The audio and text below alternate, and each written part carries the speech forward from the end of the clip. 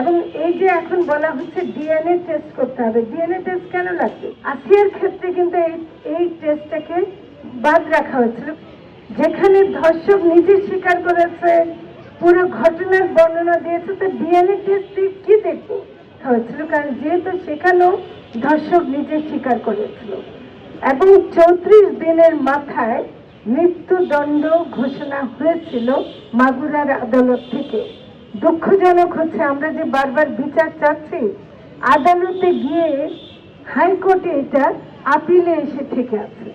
1 বছর হয়ে গেল, এখনো পর্যন্ত ফাঁসি কার্যকর হচ্ছে না।